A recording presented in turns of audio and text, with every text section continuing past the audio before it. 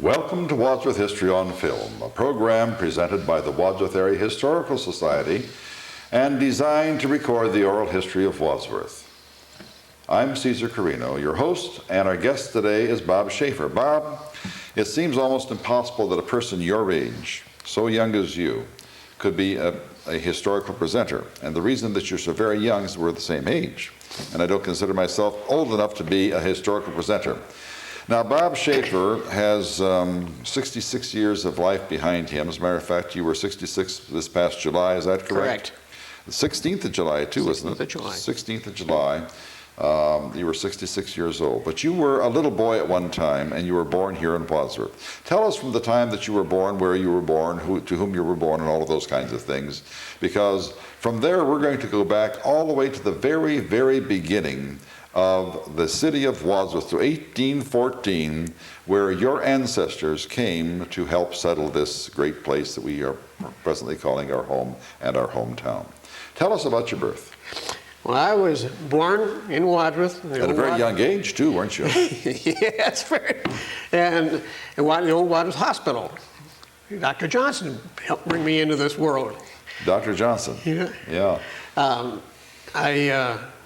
I'm born to Martha and Carl Shaffer. Martha's maiden name was what? Falk. Falk. And that's where the Falk name comes in with the history of Wadsworth, right? Correct. So we'll be talking about Martha Falk Shaffer pretty strongly after a bit. And then your father was Carl. Carl Shaffer. And was he a Wadsworth resident as well? He was from Akron. From Akron first. Yes. And then he came here to Wadsworth. And brothers and sisters? I have a brother, David. And how old is David? David is 61. 61. He's a young kid. Yep.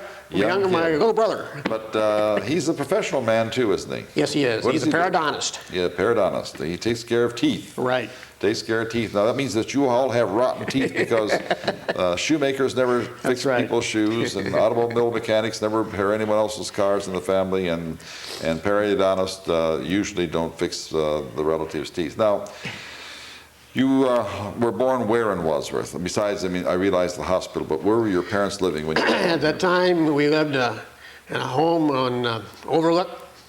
On Overlook. Or Gordon Avenue, I'm sorry, Gordon Avenue. And then we moved down to 351 Broad Street, a home which my grandfather built years ago. Which grandfather? Grandfather Falk. Grandfather Falk on 351? 351 Broad Street. Who lives there now? Well, that's an apartment house. Right. Yeah, so we haven't had it in years. 351 Broad Street, just so that we know that approximately, is up from the power station. Correct. Next hill up. Pardon me? The top of the next hill up. Right. It's very, very close there. In back of the, right by in the same area as the power. That's right. Electrical department. That's right. And then you didn't live there very long. No, in 1937 we moved to 322 High Street. Which is, describe that house. That's the Ross Trump home. And as I say, it was 1937 my parents purchased a home and we moved up there. And tell us a little bit about that house. It's an extraordinary house. Well, yes it is. It looks like there's a lot of rooms in that house, but the rooms, like for instance the south wing, is one room up and one room down. It's a big room. Large rooms. And that's it. Had a lot of windows in the home, but there weren't a lot of rooms. I mean, there were large rooms. We called that the Shaffer House for years and years and years, from 1937 on. And it was the Shaffer House until when? Until 1994. What happened then? 1995. Well, after my mother passed away, we sold the home. Your mother died at age what, 90? She at 94. 94. Mm-hmm. Your father died several years ago. And he died at the age of 92. But he died in 88, and she died in 92. So, now, what about brothers and sisters? I'm sorry, you do have one brother, but brother was born a few years later, and he was born in Wadsworth Hospital. Where were you living when brother was born? 351 Broad. 351 Broad, and then he moved up there too. So all of your school life, you probably went to Wadsworth, Lincoln School, is that correct? Correct. At the Lincoln School. You started Lincoln School probably 1937, and who was your first grade teacher? Miss Wells. Miss Wells. Yeah. Many people have had Miss Wells as the first grade teacher. Who was the principal of the building at the time? Oh boy. I don't remember. You probably didn't have any problems, therefore you didn't have to go to No, the I principal's did not office. know. No problems whatsoever. The main thing that we want to focus on today is you, obviously, but the you that is the progeny of the original Falks who came to this part and the original Harters who came to this part of the country. Let's start back with the earliest one that you can possibly think of, and if you have some notes on them so you don't get the dates wrong, we can certainly use those. So let's go all the way back and come up to the present day with them. Well, I'll start back in 1815 when Jacob Miller came here from Pennsylvania and purchased the land east of Wadsworth. It was from Wadsworth under the Connecticut Land Grant Program. Okay. Elias Wadsworth was the person for whom Wadsworth is named. Correct. And the Connecticut Land Grant was this whole area from which Elias Wadsworth purchased the whole city, I guess. And then your great-great-great-grandfather then came here. Was his name Miller? Jacob Miller. Jacob Miller. And he purchased all of the land east of where? Well, it would start approximately where the high school is, where we are right now. Right. East to Silver Creek Road and a half a mile south. And a half mile south. Mm-hmm. And he purchased that. And what did he call that? Was that the Miller property? At the Miller time? property. It was, And then what happened after that? well, That was 1815. it was 1815, and incidentally, 1814 is when this city was founded. that's right. So it was 1 year later. 1 year later, and in 1830, he built this house. We have a picture of the house. We have a picture of the house right here. At the time he built it as a two-story brick home.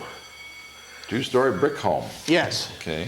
The bricks were, clay was taken out in the surrounding area here, and they mixed it with water, and they used oxen to mix the clay. They used what? Oxen. Oxygen? Oxen. Animals. Oh, oxen. Oxen.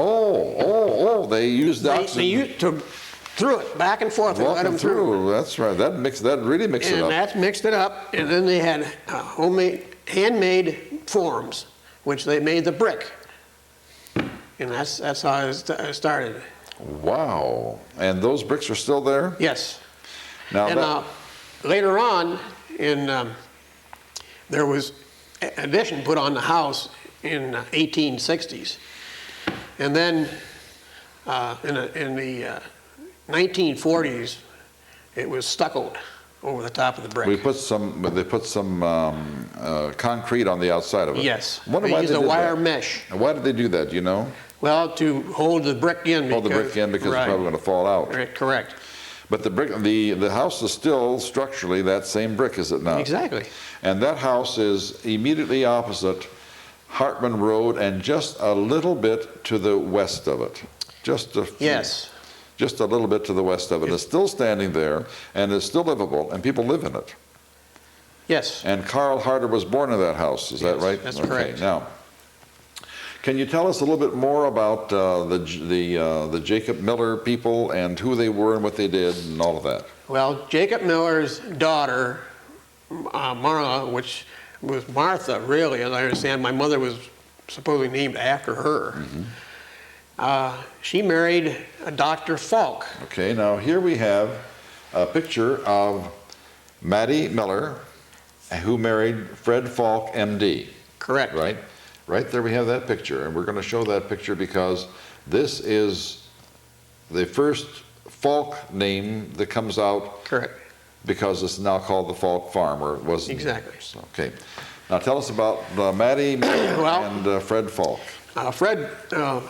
Dr. Falk was a doctor in the Civil War, and he went to Mississippi, and while he was down there attending the soldiers, he was shot.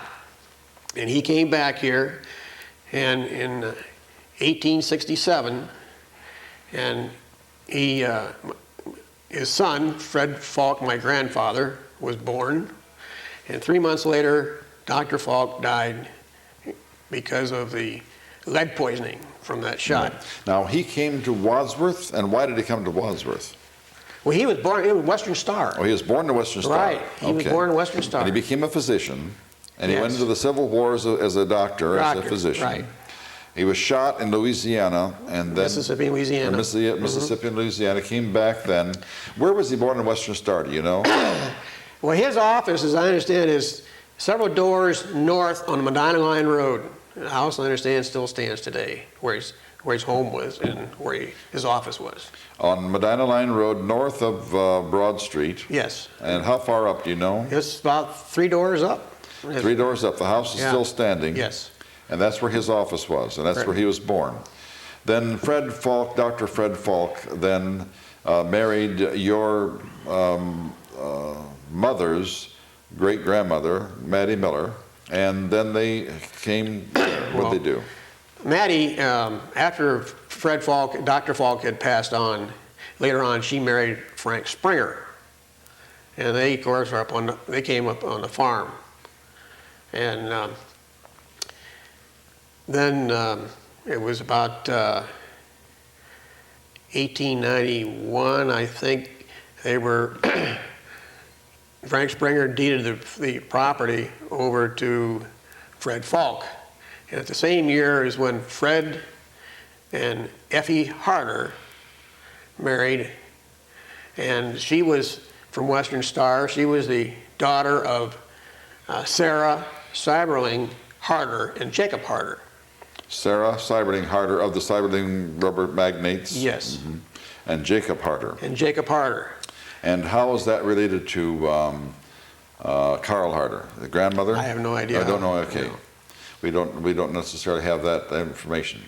But we do have then the Seiberling family now coming into play with the Harders, is that right? That's right. And we have a picture too of the Seiberlings here, and how about explaining this picture to us?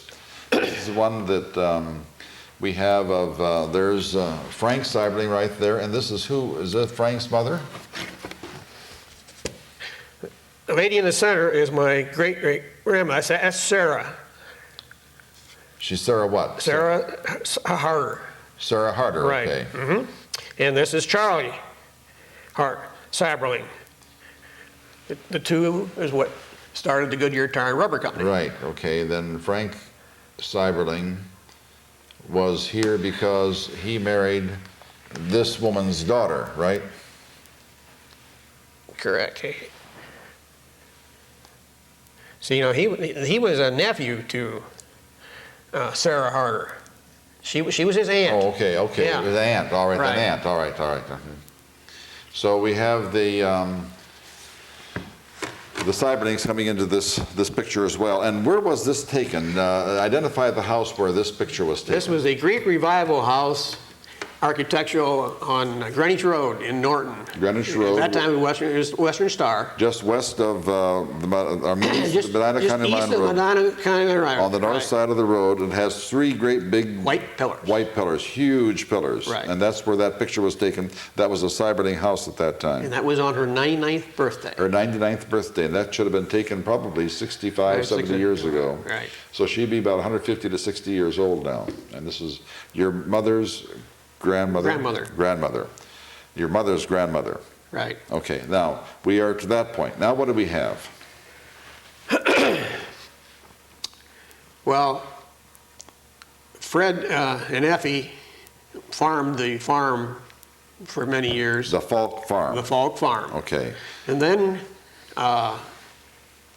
they moved into Wadsworth after he built the home down on 351 Broad Street, where I lived at one time.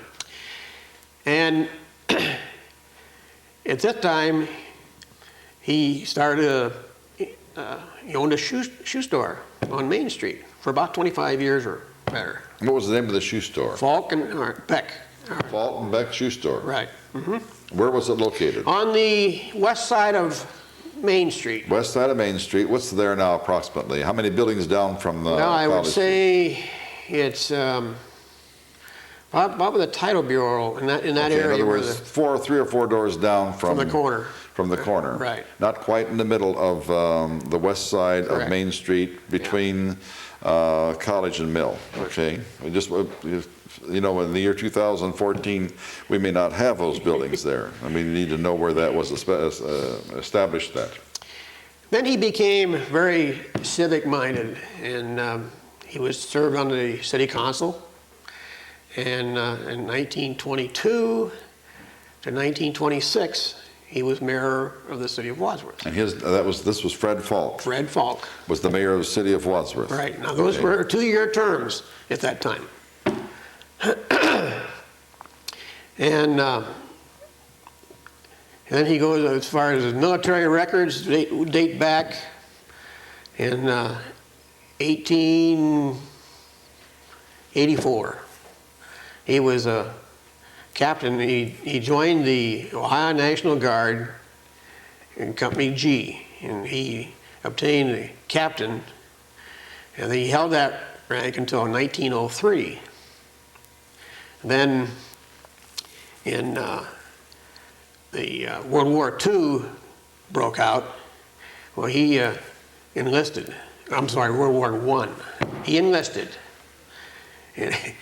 And he was just 10 days of being too old. He just made it into the service. And he went to school and obtained the first lieutenant. And he was in for 17 months. His main object was to go overseas, but he was not. So he stayed here in the States. And he, as I say, he served 17 months. And then after he got out of the Army, he gathered a group around the shoe store of veterans, about 25 or so, around the old potbelly stove there. And they formed the Wadsworth Post 170 of the American Legion. So your grandfather formed the American Legion, or great-grandfather? My grandfather. Your grandfather, Grandfather Falk, right? Right. Formed the American Legion in Wadsworth, And Post 170. He was the first commander. First commander of the Legion. And okay. at that time, he was the oldest veteran in the state of Ohio. And how old was he at the time?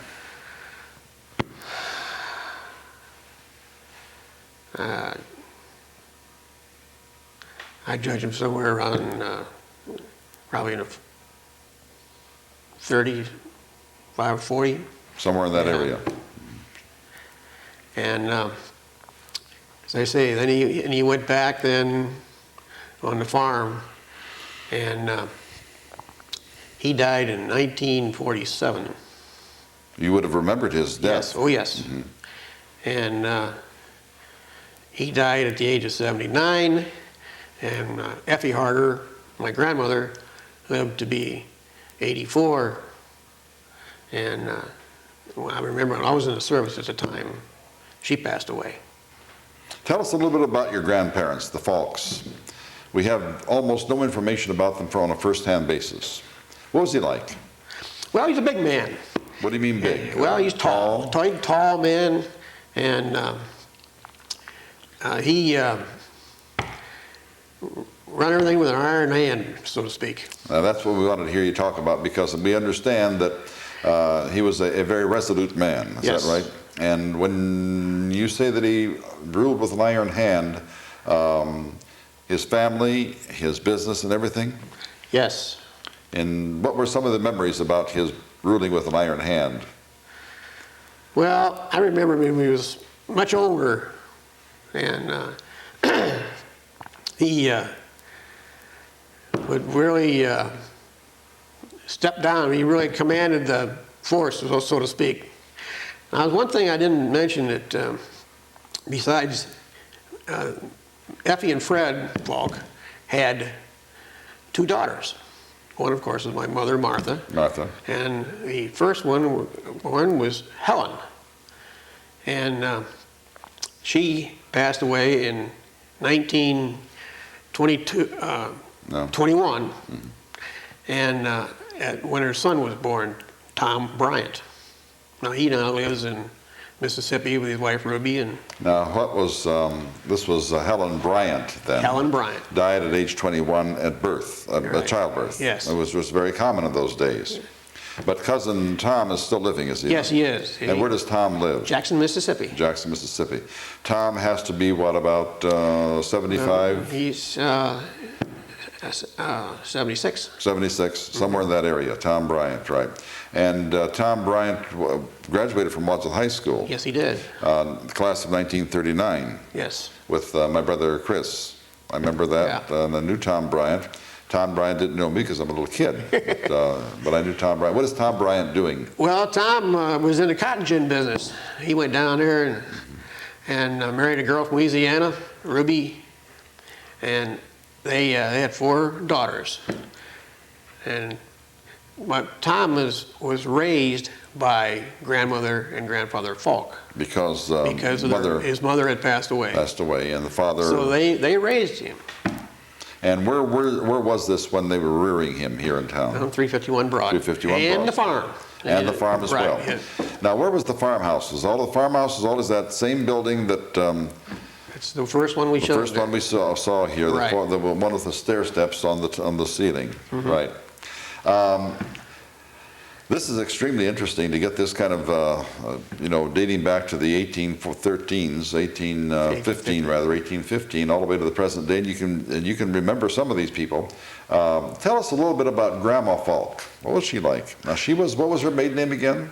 Harder. Now, tell us a little bit about Grandma Falk. She was a little lady, and she just kind of swelled in and went along, did real well in raising Tom.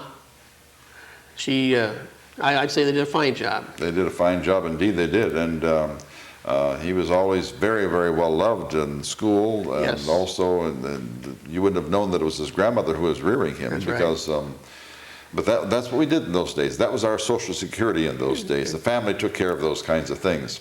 But she was a non-invasive kind of a person, wasn't she? Exactly. No, she just didn't. She entered into Grandpa Fred- homemaking, and that was her. That's what she did. Right. But Grandpa Fred was a little on the strong side, wasn't he? Right. This is on the strong side. Now then, they had the daughter Martha, and Martha's your mother. And your mother was a very kind, highly, the word that comes to my mind, a very genteel lady. Is that Exactly. correct? Exactly, a genteel lady. And She was a lady that loved her family, Yeah, her home, very much so. and loved to work in the garden and the yard. That was her. she did all of those kinds of things. Yes. And then she married your father, who was Carl Shaffer. Right. And Carl Shaffer came from where? Carl, well, he was born and raised in Akron, and he went to school at Akron University, where he met my mother. They both were there at the same time in the 20s. And in 1924, they were married in December. I remember that. They said it was a real cold, snowy December in Grace Lutheran Church here in Wadsworth. And then, as I say, I had a sister that was born in 1928 and lived 7 years. Then I was born in 31. 31, that's right. Now, what did your father do? He was with the Firestone Tire and Rubber Company in the reclaim division called Xylos Rubber Company. Silex, S-I-L-E. Xylos, X-Y-L-O-S. Xylos Rubber Company. Silas Rubber Company. And he became, he worked his way up as a salesman, and he worked his way up to president of the company. And I can remember going in there on Saturday and into the plant, and I just, I kind of got that rubber in my, so I ended up With Firestone as with well. Firestone as well. And how many years did you work at Firestone before you retired at a very young age? 30 years. I started out, I was got into tire testing, and then I got into the race tire development. And when did you start? That's the Firestone. Let's see, back in 50, 57. 57. And you graduated in 49. Right. And what did you do from 49 to 57, Bob? Well, I was in, went to school. Where did you go to school? Went to Kansas, Babson's Utopia College in Utopia College. Right, in Kansas. And your Eureka, degree Kansas. was in what? Pardon? Your degree was in what? In business. Business. Right. And then I was in the Army. We all were. Yep. Everybody was in the Army from about 1939 to 1970 or something. Well, back when I was growing up in high school, I got a job at Knapp's Firestone. That's right. When they first opened up down on College Street, and they had the gas station next door. That was the first year I went to work for them. Then as I say, I went to school, was in the service, and I would come back and I would work in between. As they kept coming up in different buildings, they're now in their third building. That's right. The first building was where? That was the Bixler building on the corner. Right next door to the gas station, Right. which of course is That now was the Nicodemus farm. the Nicodemus gas station, which is in the Fleet corner of South Lyman and College Street. South Party. South Pardee and College Street. I'm Right. sorry, South Pardee and College Street, and that's where that was where Knapp's first started. Then they moved from there to The old Star Theater. Star Theater, which Corner is of Wautroosa. Wautroosa, where the Wadsworth Hardware store is right now. Correct. And then they moved from there across the street to a new building. Right. And what was where the new building is right now? That was Bob Siffort's, and there was a furniture store in there. Wadsworth Furniture Store. Wadsworth Furniture Store. They had 3 stories in it. Right. And it had an elevator, and a huge, huge elevator. And there used to be a funeral home too. Old Hilliard. The good, some of the good furniture store, I can't think of but I'm sure that someone will call and tell me what the name of that furniture store was in the funeral home. And then Finney Frocks had it in the 30s. Right. And then the Springers had it later on. And then they tore it down. It was, I think it was a wooden building, was it a brick It building? was a brick front. And they ripped that down and they put this nice store in, and that's where Firestone is right now. Right. And that's, And we're Mike's going to have the owners of that store, Bob Mosier and come on, help me quickly. Jim Leadham. Jim Leadham come in for an interview because Bob Mosier's father was had a store in town. He had a grocery store here in town, and Jim Leadham was one of our safety directors for many years here in the city of Wadsworth. So we're going to have all of these ties. You work for them. Now, something very, very strange happened while you were working for them and somebody working right next door. Tell us about that. Well, right next door was Coon's Bakery. Coon's Bakery. Who owned Coon's Bakery? Clarence Coon owned Clarence the bakery. Coon. And Clarence Coon had children? Yes. And how many children? And 5. Were they all boys? No, there were some girls. Any girls? Any particular girls? Well, there was one I was particularly interested in. It was Virginia. Virginia. And how interested were you in Virginia? Well, we married. You married her. You married her. Coon's Bakery. Tell us a little bit about Coon's Bakery. That was something that, and I'll tell you a little story about Coon's Bakery if you tell me some of those. Well, Clarence, excuse me, came here in 1948 from Akron. Akron. For years he worked in the bakery business in Akron. They lived in Norton, and then they moved to Wadsworth then. And he started a bakery business. And what was the name of the bakery before it was Coon's? Cool's. No. Cool's was over on Main Street. Huh? Cool's Yeah. Bakery was there, I believe. I'm sure we'll get a call to correct that one too. But I thought it was Cool's Bakery. Go ahead. And he, as I say, I was working at Knapp's at the time, and Lou and I got together. But Dad Coon really made some terrific wedding cakes. Mm-hmm. That was his. And you thought, well, if he makes these good wedding cakes, maybe I ought to have a wedding so that I get one of these cakes. That's right. Did you have a Coon's wedding cake? Well, yes, we did. You did. And but I used to work with him on Saturdays. I go help, deliver wedding cakes, set them up, and that was a very memorable time to me. And Lou and I then, we married, and we have a son, Alan, and a daughter, Michelle. And Alan is very prominent in the Wadsworth Area Historical Society. Very much so. He's very interested in his Yes, he is indeed. And you know, that gives me an opportunity at this point to mention that we are having our fall drive for membership. And we certainly would like to have as many members for the Wadsworth Area Historical Society as possible, because it's a wonderful organization. And it's the organization that brings you the Wadsworth history on film. Tell us more about Alan and your daughter, Michelle. Well, Alan, he was in the automotive parts business for many years, and he's kind of right in the antique business now. He's kind of deals in that.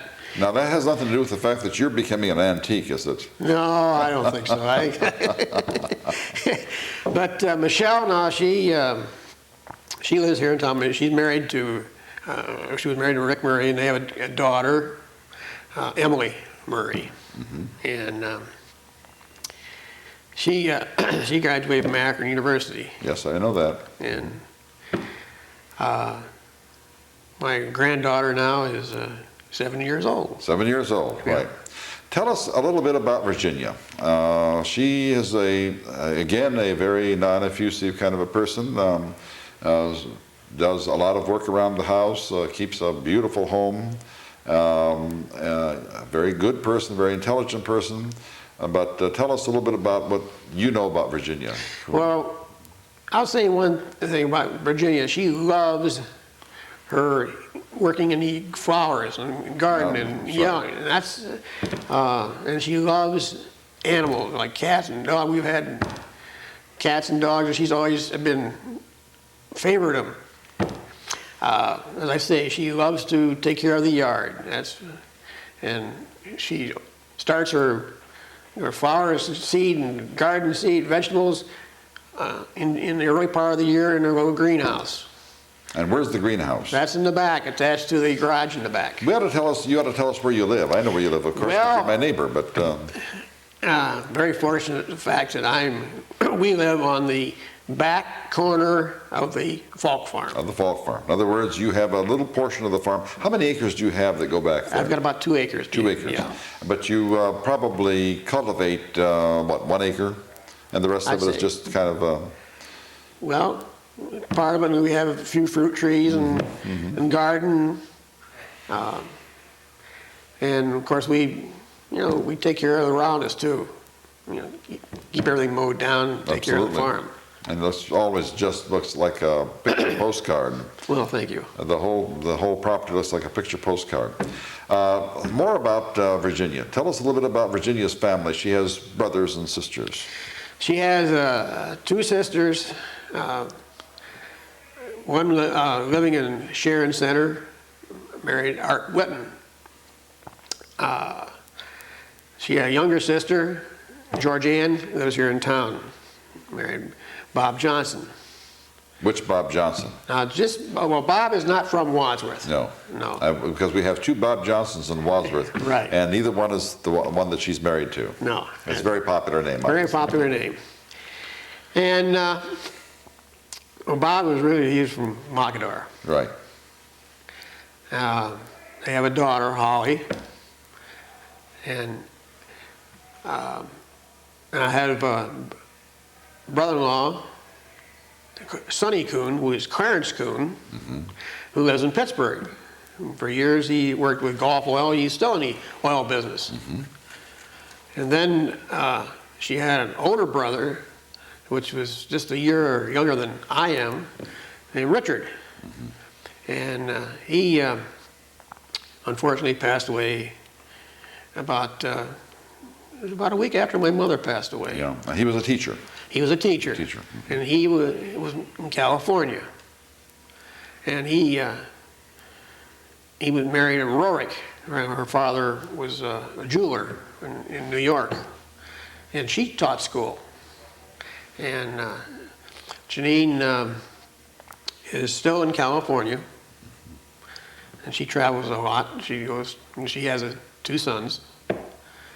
But that was That's the cool side, the Coons Coon side. side of the family. Let me tell a little story about the Cool Bakery, which preceded the Coons Bakery. Starling Joachim in 1939, Starling Joachim still lives in town. Starling is now 76 years old. Was the delivery man for Cool's Bakery. And one time in the mid-afternoon, he stopped by to see my brother because he and my brother were classmates.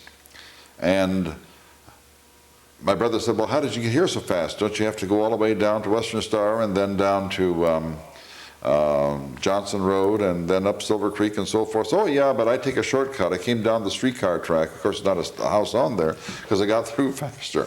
Now, that was the bread route at those days. Those were the days when the bread truck went by and the people came out, they would put a card up, and they came out and they would buy the bread. But he got through much faster because he didn't go all the way down. He just came through there. And I will never forget that because I was so astonished that anyone would, and I even could figure it out. I was only a little kid, 7 or 8 years old, if that, and I was able to remember that. I thought, well, that's no good because you didn't sell the bread to the people that you're supposed to be selling them to. Now, you didn't do that. You went in there, and and if Star's listening to this program, he'll probably shoot me for having told that story, but it is true, 100% true. The fact that you worked at Knapp's during the week and then went over there and helped, it was very nice of you to go over there to help Grandpa Coon with all of the wedding cakes and so forth. How long did you have to help him before his daughter said yes? I think mostly it was after we were married. Oh, you think when it was I after went to work for him, help him out. How did you meet Because her? I was at that time I was at Firestone. You were at Firestone. How did you meet him? How did you meet her? How did you meet Virginia? I mean, did you go over there for cream sticks or donuts or something? Yes, and her younger brother Sonny and my brother David were great friends together. Friends. We grew up together.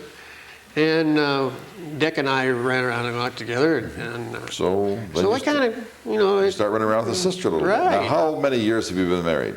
Well, it'll be 43 years. 43 years pretty soon. So you were married in 1954.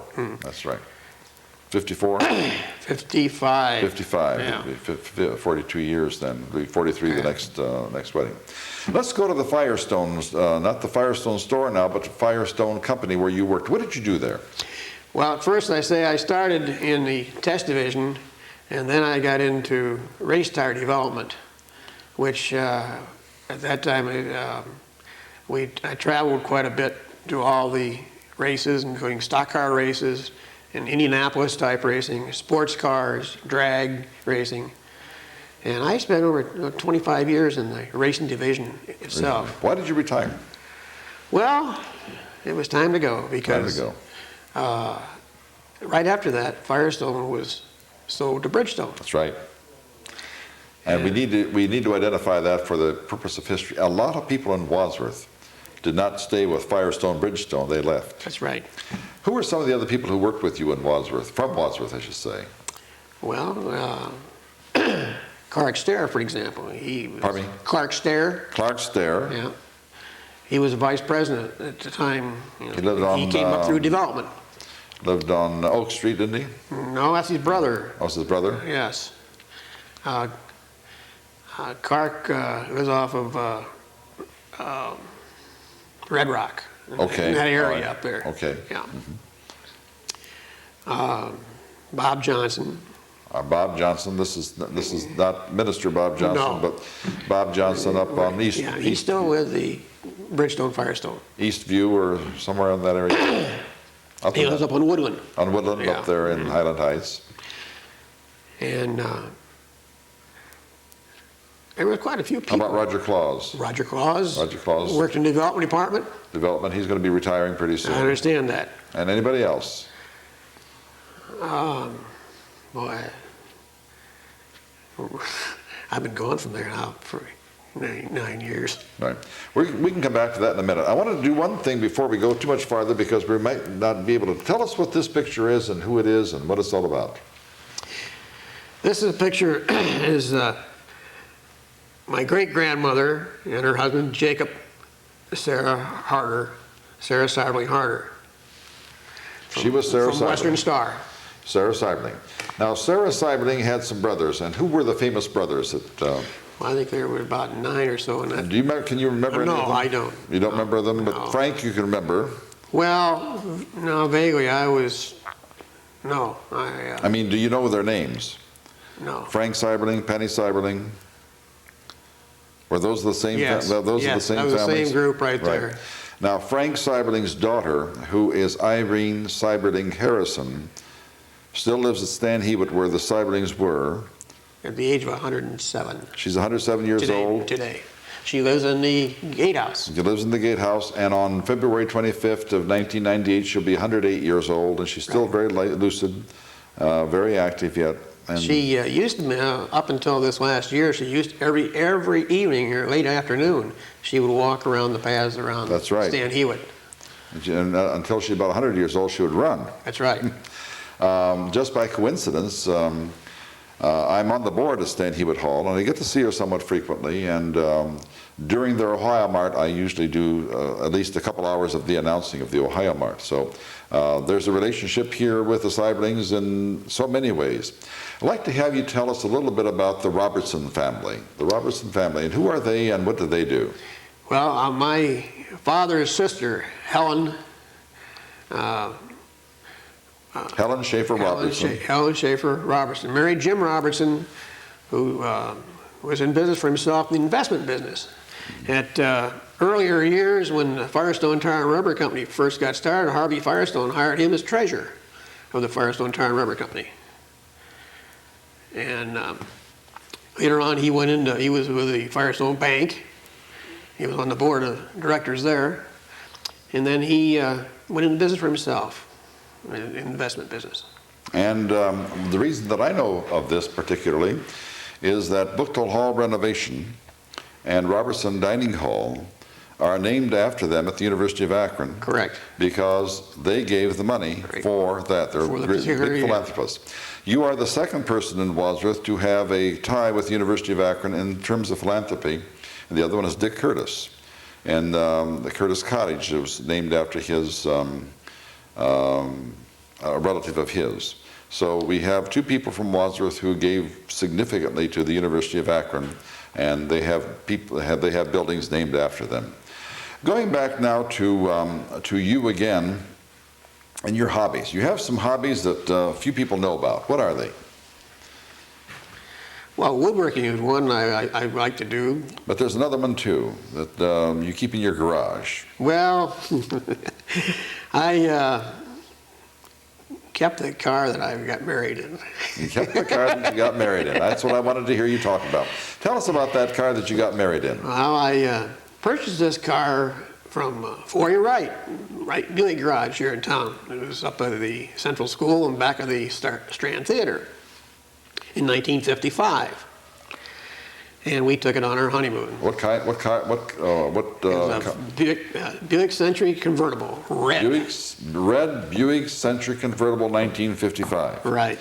So that's 42 years old right now. And we drove it for about 14 years, and I put it away in the barn, and then I got it out, and in fact, I drove it home, put a battery in it, started it up, and drove it home, and I started stripping it down. Took every nut and bolt off of it, and you restored it. Restored it. Restored it. So you are going to keep that car probably forever, and your kids will probably keep that car forever too. I hope so. It's the one legacy that you're going to be able to give a memento of your marriage. Do you do anything else with old cars? Do you have another old car? Well, I've got a 32 Chevy, which I still have stored in the building, but I want to get it out now and restore it. And I have a 66 Chevy pickup truck. It's been restored. But you use it on a daily basis. I mean, I did up until a few years ago. Then I picked up another truck to replace it. Right. We want to get back to the house on High Street. You said that it didn't have many rooms in it, but they were very big. Very few people have been in the house on High Street. Could you describe the first floor and then the second floor, and tell us about the woodwork particularly? Well, the entering from the front door, the hallway and the stairway up to the left, up to the second floor. On the right was a dining room, which had an entryway out onto the side porch to the driveway. On the left was a living room, which ran from the front of the building to the back of the building. And how big, what are the dimensions of that living room? They're phenomenal. Oh, they are. I don't know. But I do know that, for example, next to that, on the south wing of the house, was a library with a fireplace in it. And like I say, above it, on the second floor, was a master bedroom. And how big is the master bedroom? Same size as the library. About 30 by 40. 30 in that neighborhood. Yeah. Big one. And one of the things that it doesn't have in that you would think that it would have a lot of in are bathrooms, right? Yeah, the master bedrooms, there's a bath there, and there was a central bathroom in the office in the central hallway upstairs. And that's it. And then there was a little laboratory on the first floor. First floor. Yeah. But see, in those days, they didn't have those. There's a cellar to this also, correct? Correct. And tell us a little bit about the cellar and the history of that cellar. Well, the history of the cellar opens out onto the backyard, which is on that level. The street level is It's higher than the back level. Right. So it was open across the back, and that used to be our summer kitchen, so to speak. We were growing up here. That was where we lived mostly in the bottom of the bay. Very, very nice place to the back there. Oh, definitely. There's a history about the Trumps. What do you know about the Trumps? Well, only the fact that Ross Trump had died there, I guess. He died there. Yeah. And it was an untimely death, was it not? Yes, it was. And where did he die, do you know? In the recreation room corner beside that was a kind of a dirt room, which was never floored, which is about 3 feet above the flooring on the basement. And in that area, that's the area where he in other words, he died in the basement. Yes. Is that right? That's the history that I was talking about a little while ago, the history of that basement. Did you have any feelings about being haunted or anything like that? Nothing? No. Was there any concern when you were living there that that didn't bother you at all? I'll tell you, the greatest part of growing up was the fact we were very fortunate, my brother and I. We had the greatest home there to live in, and the yard, and all the neighborhood kids came in from all over. We had a pond. What was the name of that pond? Well, it was originally called the Trump Farm, but it was a Shaffer Farm, pond. The Shaffer Pond. Right. And what activities did we have in the Shaffer Pond? Well, it was great for winter ice skating. And how big was this pond? Well, it was probably a couple hundred, maybe 500 or 600 feet in diameter. That's right. Yeah. And how deep was it? Well, I can tell you from experience, I could stand up in it. You could stand up in it, so you really wouldn't drown unless you put your head underwater. No, there was water spread by springs. It was fed by springs. Who skated on that, Bob? Well, outside of myself, our own family, quite a few people in Wadsworth. As a matter of fact, I think that they thought that was a community pond. I think so. Because they were always coming up there. I mean, a lot of people came there. A lot of them. And did you worry about things such as tort or liability or anything if they hurt themselves? No. Because no one would sue you. That was back in the days when... That just didn't happen. That's right. Do you remember any kinds of parties being held there? Oh, yes. My mother had some great parties in the back of the house. There was a Hawaiian party, for instance, one time. Tell us about that Hawaiian party. It was something that made the newspapers. Yes, quite a few people from Firestone. That's right. An executive came out for that particular party. And were you there? Yes. And do you remember it? I remember vaguely. How old were you? Would you have been at the time? Well, I was around 7 or 8. 7 or 8 years old. What do you remember about the Hawaiian party? Now, that was something that Wadsworth had never done before, really. Well, you probably know more about it than I. Well, not really, except what I read in the paper. Well, it was a setting, a Hawaiian party, leis and so forth, the palm, and Hawaiian music.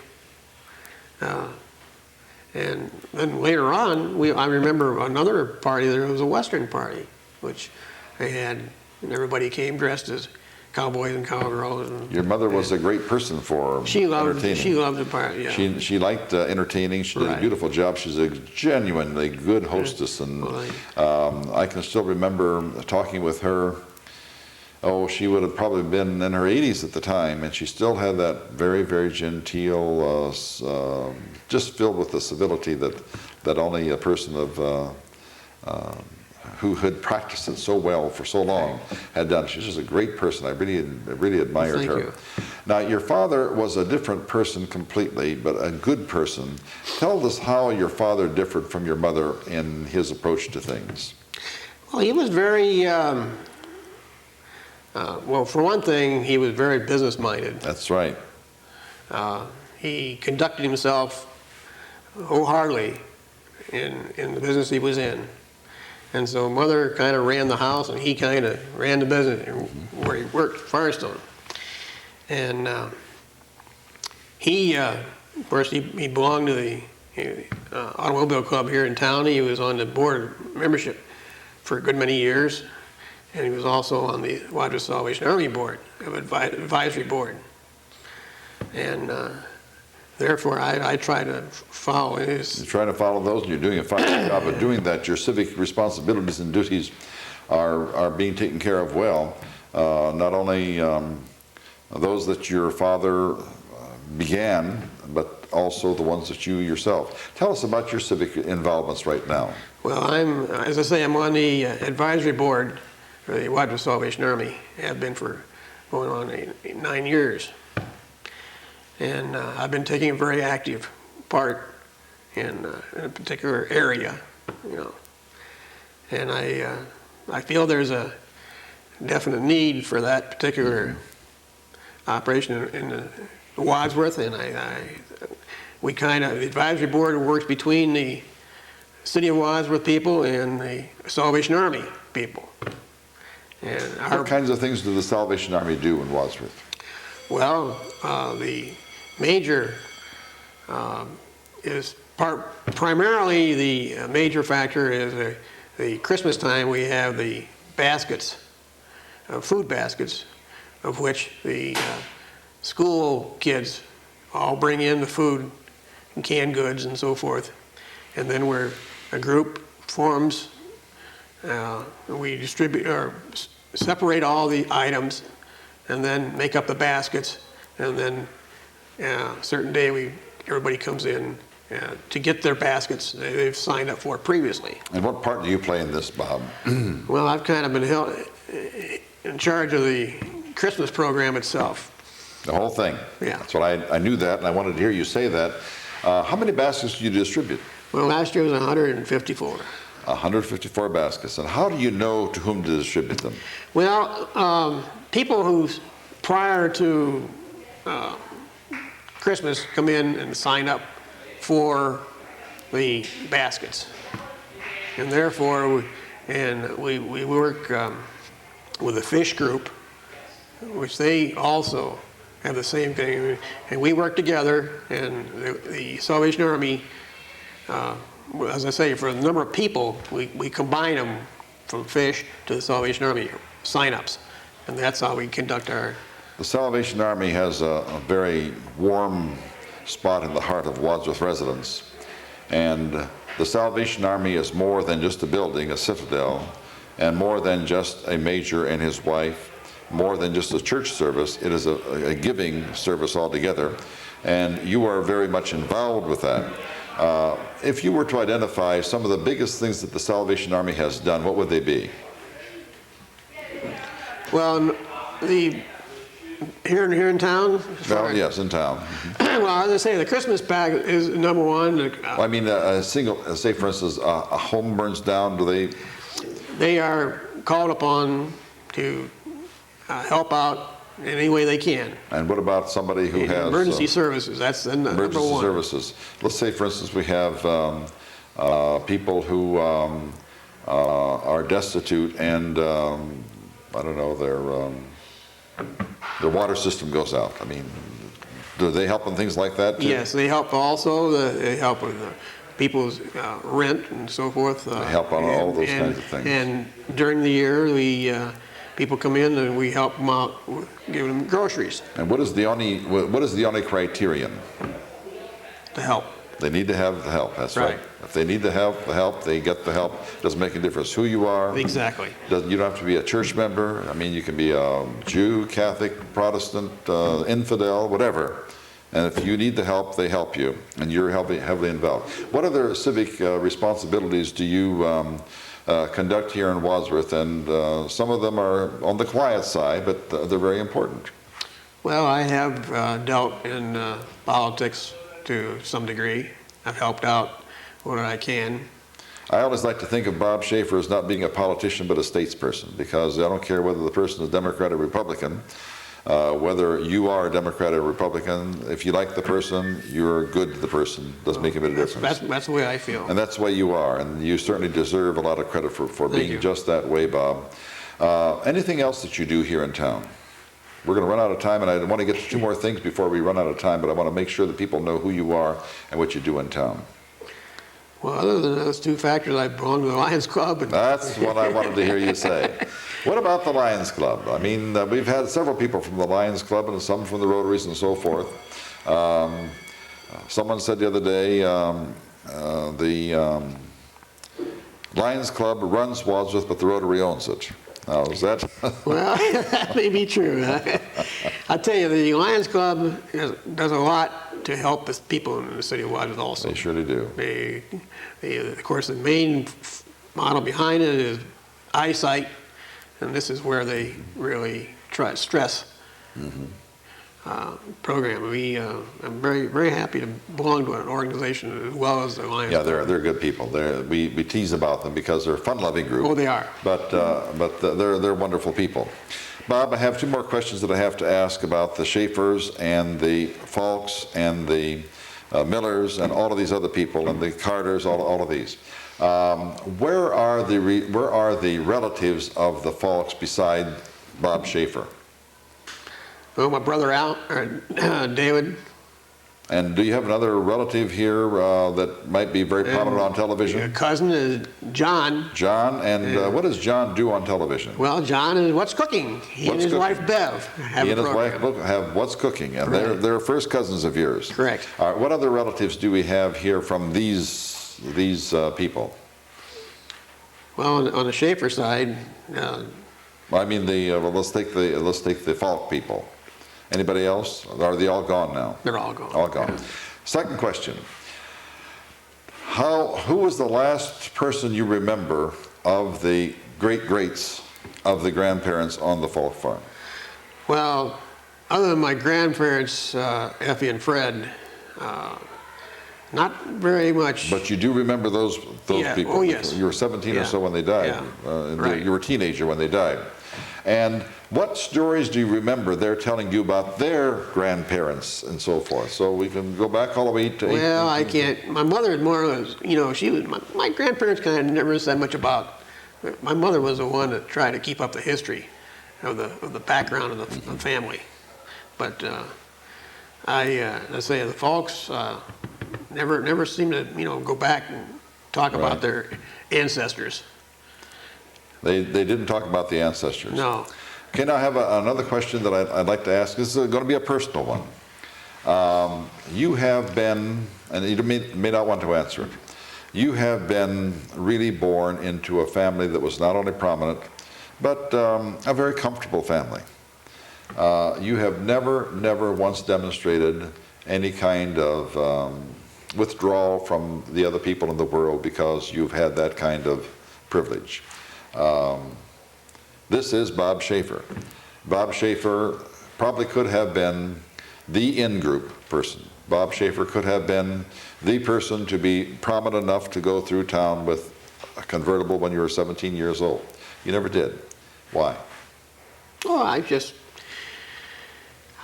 feel more natural being like I am. You are the way you are because that's what you want to be. That's right. Well, Bob, no one is going to say this for you, but we will say it, and that's one of the reasons why we respect you and admire you and why we wanted you on the program, because you are Bob Shaffer first, and then you are the great-great-grandchild of the people who founded Wadsworth and who were here when Wadsworth was founded, and who have been so prominent to have mayors, to have physicians, to have presidents and vice presidents of company, to have had the Cyberling families involved and so forth. But Bob, the reason we wanted you here is that you are Bob Shaffer, and that is enough for us.